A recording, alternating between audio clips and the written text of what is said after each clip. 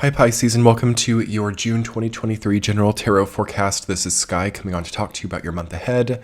As usual, Pisces, I will be doing some intuitive messages for Pisces Sun, Moon, Rising, Stellium, and also a week-to-week tarot forecast and an extended reading linked below on Patreon. Let's talk about June for you all. Okay, so there's a big walking away and end to a certain path that was too strenuous or too hard. You guys have the first real understanding of Saturn and Pisces coming through in the month of June. So it has been in your sign since March, but you really start to understand the meaning of it, and you start to see kind of how that energy is expressing by now, which for a lot of you will be having you valuing your time and resources much more, and you will be less willing to waste your time, to waste your resources, or to undervalue yourself. So the planet of Saturn, whenever it comes into your sign, it really gets highlighted the ways in which we're not valuing our time, the ways in which we waste, and also the ways in which we're concerned about things which don't really apply to our higher self or our higher value system. So you have a lot of cards in your reading this month, such as the Seven of Swords, the Ten of Swords, Five of Pentacles, Eight of Cups, Four of Pentacles, which all indicate some type of termination of something that is not good enough for you. So I think that maybe many Pisces have been taken advantage of, or maybe the path that you've been walking has not maybe merited or deserved the energy that you've had to put into it. I feel that many of you are speaking with less of a forcefulness, and now you're stepping into more of a time where you don't have to oversay, you don't have to overdo, and you don't have to overexert. Always we're encouraged when Saturn is our sign to reassess our limitations and reassess the way that we're spending energy. You have a lot of things which indicate, including the Four and Five of Pentacles, a bit of a pulling back. So if there's been any kind of overspending, any kind of oversaturation, overworking, or overdoing, this will be a wonderful month to rebalance that. Although the Temperance card is not in your reading, one of the main archetypes that I'm feeling for June is Temperance. So we're all taking a look at the balance of our lives. We're also taking a look at the balance of our bodies and our health, working on the pH balance. The acidity versus alkalinity of your life will be very important, and always is in the month of June. The Gemini Cancer cusp is a wonderful time to focus on the body and to focus on the mind and your own mental and emotional well-being. Also, I want to stress for you all in June that something ends, okay? And it's very good. Eight of Cups and the Ten of Swords together is one of the strongest ending energies. There's something that you might be walking away from, and it seems high time to do so. Also, with the Ten of Swords, you could feel that there's a betrayal, or that there's some kind of like ending that you don't really look forward to, but this ending represents the sun rising on a very dark night of the soul for you. So if you can see in the Ten of Swords, if you zoomed in on it, you would see that on the horizon we have a sunrise, and in the high sky we still have the night. So it's like so sudden, or it's so new, the light coming in now. And although this ending that you're going through could be painful, it's ultimately going to be something that benefits you in the long term. Very interesting to also see that you have the Sun and the Moon as your two major arcana cards, kind of poetic, kind of beautiful to think about. Like, again, that's kind of like the Temperance archetype as well, balancing the energy of day and night. As we do have the solstice, right, on June 21st, which is, of course, the antithesis, where the day is much longer than the night. So I suppose that we could interpret this as needing to offset that. So working more with the lunar energy, working more with the nocturnal energy to offset that solar max energy. So some of you may want to, conclude, to finish, to sleep, to start a time of respite so that you have more space to meditate, contemplate, and understand the next path forward. I think that Cancer season for you all, so after we get past the third week of June, is going to be an abundantly healing time. So I want you guys to prepare for that. And let's go ahead and talk about your week to week, Pisces. Okay, week number 1 of June, you have the 8 of Cups rooted down by the 4 of Pentacles.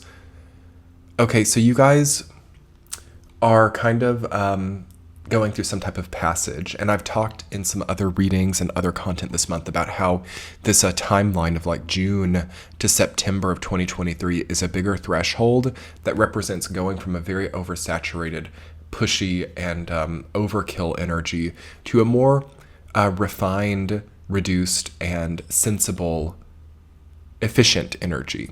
I kind of feel like that's what you guys are already making happen in the first week of June. And you might want to allocate yourself more resources to do that, which might mean saving more or cutting back a little bit. So rather than burning money or being wasteful in any way, we might want to hold back a little bit, because it feels like maybe some of you are walking away from a job, or you're walking away from a previous status quo.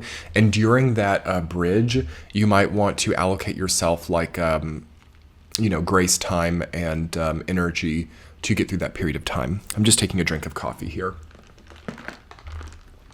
Okay.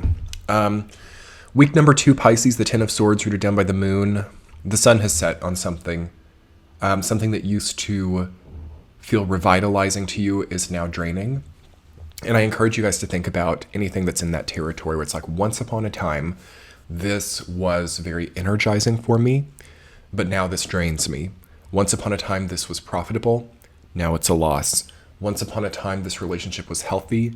Now it's corrupt and rotten. Okay, so the wheel turns, right? Things aren't stagnant. We're not in a stagnant world, and Earth is really showing us that this year. How things don't just like exist on a sort of like unending or unchanging plane. Things change. Relationships change.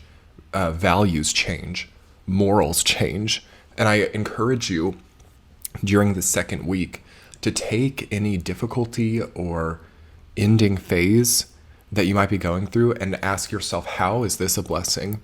How is this ending actually aligning with my higher self? How, in a way, was that relationship that ended or that career that ended actually probably what I needed? Okay, in a way. How does it reassert my independence and also reassert my realistic perception of the world? So the moon is about seeing things through rose-colored glasses, or seeing things in a tone or a lighting, like that someone's skin might look much better in a certain type of lighting than it does in like the direct daylight. If you went to like a movie set, or if you went to a news set and you set the perfect angle with the camera and the perfect lighting, people look very different than they do perhaps in real life. There's an end to that, maybe. There's an end to that kind of fantasy-based need to create, or perhaps a healthier way of channeling that. So, in that line, you might also find like, okay, maybe I need to start a YouTube channel. Maybe I need to start doing my music or my poetry or my comedy or whatever it is, and set a very specific space for that fantasy creation, writing, okay, acting, music, whatever it is. I feel like you guys need an outlet for this if this is something that you enjoy, so that it's not something that's like channeling through in your real life in kind of weird roundabout ways, because something's going to get really real in the real world, and we're going to have to see things really directly for what they are without rose-colored glasses. Okay, week number 3, Pisces, the Ace of Swords, rooted down by the 7 of Swords. Okay, so you are now very aware of any type of advantage taking in your life. So the Ace of Swords is about mental clarity. It's about aha moments. It's about new plans and new ideas. And I can interpret this a few different ways. So first of all, with 7 of Swords, yes, you might just be very aware that someone is trying to take you on a ride, or trying to like take advantage of you. Also, it might be like a better strategy for your own career. Maybe your own career is like dangerous, or maybe some of you are working in dangerous conditions. Like if you're working in like construction, or if you're working in, security, or factory or anything that can sometimes be like a risky job. This could just be very realistic like that. You might now have a better idea of how to do it, or you might be in a position now or having a promotion or something that takes you out of more of a risk in your job or in your business. And I would recommend that for you all. How can I make my business less risky? How can I make my the policies in my business more attuned to safety? And because Seven of Swords is also about, he's like carrying these swords by the blades, right? It doesn't make sense because he can't carry all those by the handle. He's choosing to carry them by the blades to carry more of them. So it kind of symbolizes like trying to do more at the risk of your own health, or trying to carry more than you can. And it always has to do with gambling or risking. And then also, like, some people think that Seven of Swords is like the energy of like stealing or theft as well. So there's that interpretation too. So anything evocative of any of this stuff you want to come out of it. And I think that some of you might be walking away maybe, and maybe it's not like so cut and dry like this, but like people who take your time, people who absorb your energy, people who put you in compromising positions. I feel that you're really walking away from this and changing this momentum in your life this month. And then Saturn in your sign is always going to encourage that or bring that about. Okay, week number 4, you have the Five of Pentacles rooted down by the Sun. Things soften up and you have warmth in a place where you previously were very cold or frigid. So if you've been like single for a long time, you might be finally reconnecting with like a soul tribe type of person. Also, paths that you once didn't feel strong enough to traverse, you now have the strength to. Also, lies could become truths now. What do I mean? Like, if someone has lied to you, you might know it. Sometimes the Five of Pentacles can also be like, not necessarily just lying, but sometimes like gaslighting, or kind of like even self-gaslighting, because the people don't trust the warm church by them. And for better or worse, they prefer this cold path to being in that space. And sometimes it can be like not being resourceful, or not being aware of opportunities, or not being aware of solutions.